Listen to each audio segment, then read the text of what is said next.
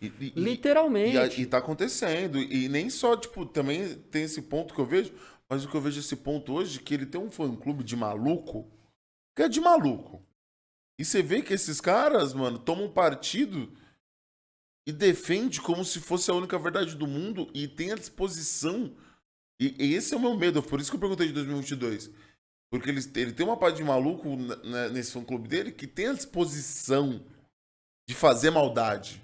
É, e, tipo, não é Esse é o meu só... medo. Não é pouco, né, mano? Eu briso que fazer esse meu medo é de, tipo assim, mano, será que o país é assim? Porque, querendo ou não, é o país que mais mata gay, é o país que mais bate mulher, sei o quê. Então, tipo assim, mano, será que isso daí só não tá mostrando a cara do país, tá ligado? Esse é o meu As medo. pessoas pensam assim mesmo, tá ligado? Porque não é só pensamento de louco. O cara age que nem louco no dia a dia, e isso é o reflexo dessa parada.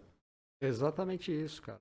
Essa é a sociedade, né? Porque assim, se você pegar os 57 milhões de pessoas que votaram no cara, é a sociedade. Eles fizeram essa opção acreditando numa negação. Mas assim, esse cara foi eleito e o que elegeram foi a negação da política que a gente começou a falar no começo do nosso papo.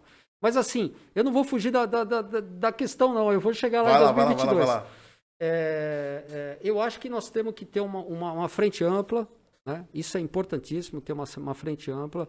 E eu penso e defendo que gostem ou não gostem do Lula, o Lula é o nome mais forte para poder fazer esse enfrentamento.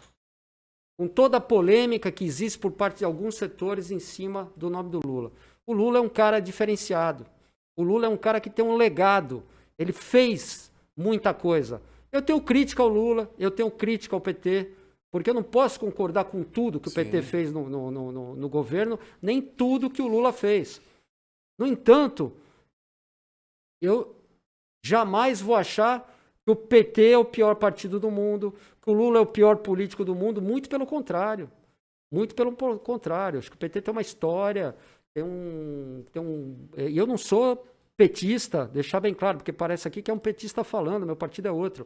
Assim, o PT fez o trabalho dele, cometeu os erros dele no governo, o Lula cometeu os erros dele no governo, mas se você pegar os números dos governos Lula, pô, aí é desafiar a inteligência, né? O número de universidades, o investimento na saúde, é completamente diferente de tudo. Então, o que eu quero dizer é o seguinte, e a liderança que o Lula tem e o respeito internacional. Enquanto um que governa o país hoje é um pária no mundo, tanto ele quanto os que representam ele, o Lula é um cara recebido em todos os lugares. E o Lula é um cara que, com a boca fechada, está em primeiro nas pesquisas. Agora, não é só por causa disso que nós vamos fazer uma frente ampla e aceitar tudo que o Lula acha e tudo que o PT acha num programa. Não.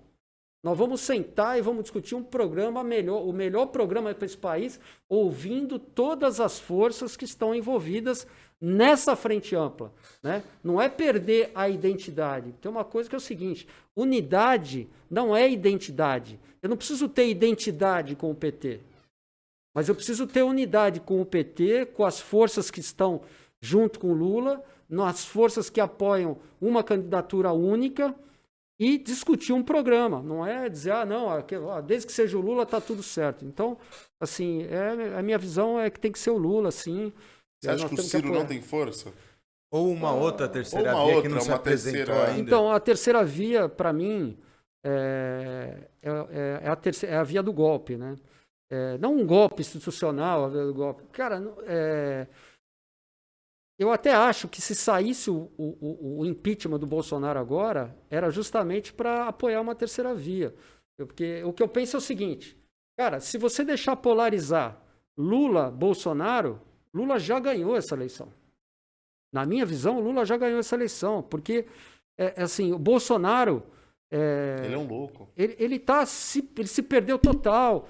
As vacinas, tudo que ele fez, a quantidade de mortes, a quantidade de famílias que estão sofrendo, que perderam... Entes queridos, família, cara, pai, mãe, irmão. O que a CPI está mostrando, ele sangra a cada dia, né? Então, por exemplo, se você não parar isso, né, e não apresentar já um candidato na terceira via, entre Lula e Bolsonaro, vai ser muito difícil. Mas, assim, eu não acredito numa terceira via. Acho que uma terceira via não dialoga com a melhor solução para o país, não vai incorporar questões sociais importantes, né? Não vai combater retrocessos importantes como reforma trabalhista, a reforma da Previdência que aconteceu, não vai restabelecer o debate forte de democracia, dos direitos, do teu direito de falar, da gente estar aqui falando o que a gente pensa. A única via que vai, de fato, fazer esse enfrentamento é a candidatura do Lula, mas discutindo um programa sem perda de identidade de quem apoia.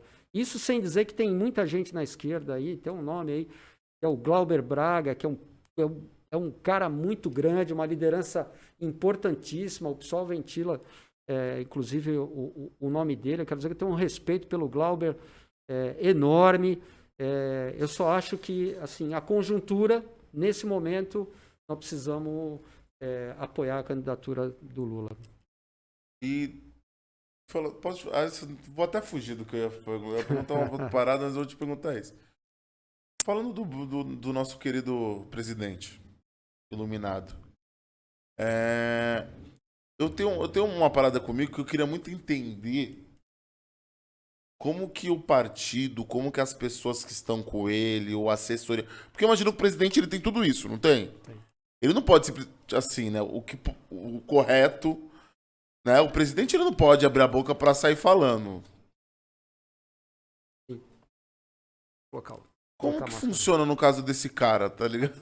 Tipo assim, não é possível alguém olhar e descrever um discurso dele, assim, desse jeito. Não é possível, por exemplo, as coisas que ele fala, mas não é possível ele tratar a imprensa da maneira como ele trata. Você naquele entendeu? Cercadinho, que ele tem meia dúzia de gorila lá, meu.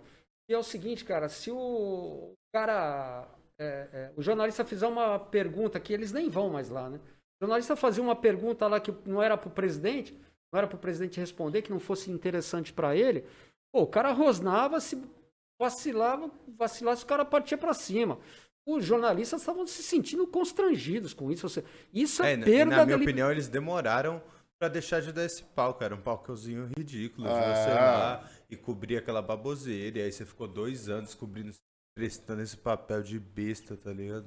Você lembra de um programa que era do Chico Anísio, do político, que o cara ficava num cercadinho, o cara falava, o cara mal falava, o próprio Bem Amado lá, antigo, lá que tem o Odorico Paraguaçu, os caras, é ridículo, cara, esse papel. Cara, o cara fala um negócio, isso, presidente, isso, não sei o quê. Isso aí é jogar um pouco com a inteligência das pessoas, né? Mano. É jogar para aquelas pessoas que são despolitizadas. Por isso que é importante politizar. Porque qualquer ser humano politizado percebe o que significa uma cena como essa de agredir jornalistas, né? É atacar a liberdade de expressão, é manipular de forma muito condenável, né, o respeito às pessoas. E essa coisa dele falar as coisas que ele fala. Mas não só ele, né? Agora, você viu as declarações lá do Braga Neto, que ele disse que não falou sobre que não teria eleição se não tivesse voto impresso, que foi veiculado aí na imprensa.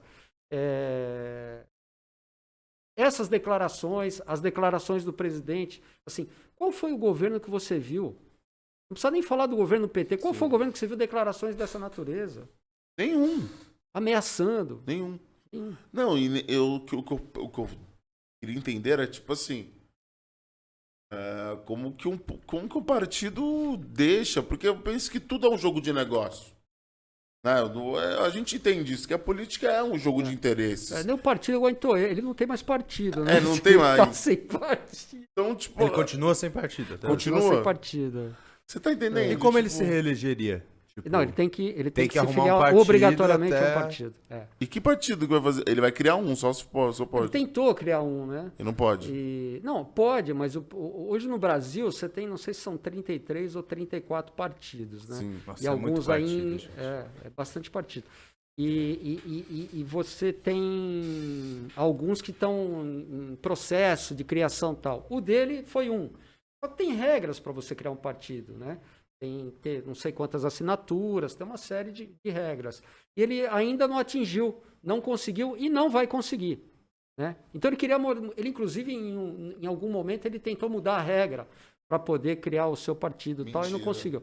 Assim como ele quer mudar a regra da eleição, ele quer o voto impresso. Ele quer isso. Conta um pouco disso pra gente, só pra... Então, cara, o voto impresso, na minha opinião, já está enterrado, porque assim, só a declaração que o Braga Neto fez, ele acabou de enterrar, porque todo o parlamento, essa fala dele, por mais que ele disse que não falou, né? Foi muito mal recebida no parlamento. E que Agora, fala que não falou natural várias dos cara, coisas, né, mano? Tipo, os cara brincam com a tua cara, né, mano? Brinca. Tem imagem. Aí o cara fala assim, não, pô, não falei não. Falei não. Eu não lembro de ter falado isso, não. Filha da puta. Então, e aí, cara, o voto impresso, né? Cara, não existe nenhuma denúncia que não seja fake news nesses sites de fake news, nesses grupos de zap de fake news, nenhuma denúncia comprovada de fraude na urna eletrônica. Nenhuma. Cara, o Tribunal Superior Eleitoral desafia hackers, todo mundo sabe o que disso. tem é o contrário, né? Sempre cresceu ouvindo falar o quanto essa urna era avançada. Agora a gente tá num tempo de não. Vamos voltar impresso, irmão. Agora imagina, cara, para quem não vai ganhar a eleição, talvez, imagina uma situação, você aprova lá o voto impresso. Aí o cidadão que não vota com o nosso pensamento, que vota com o outro pensamento lá, ele vai na urna, esse defendeu o voto impresso. Ele vai na urna eletrônica e aí ele vota. Aí ele pega o papelzinho e fala assim, a eleição é uma fraude. Eu não votei nesse cara aqui. A urna fraudou, cara. Porque só ele sabe. Só ele estava atrás da máquina digitando. Então ele digitou um número e pode falar que saiu outra coisa no papelzinho. Imagina de forma orquestrada no Brasil inteiro. Eles têm um grupo. Pô, eles têm um grupo que não é pequeno. No Brasil inteiro, de forma orquestrada. No Pará, em São Paulo, no Rio Grande do Sul, no Amazonas, em Minas Gerais, em Brasília. Aparecendo casos e a grande mídia mostrando, eu não votei nesse cara, tal. Acabou a eleição, cara.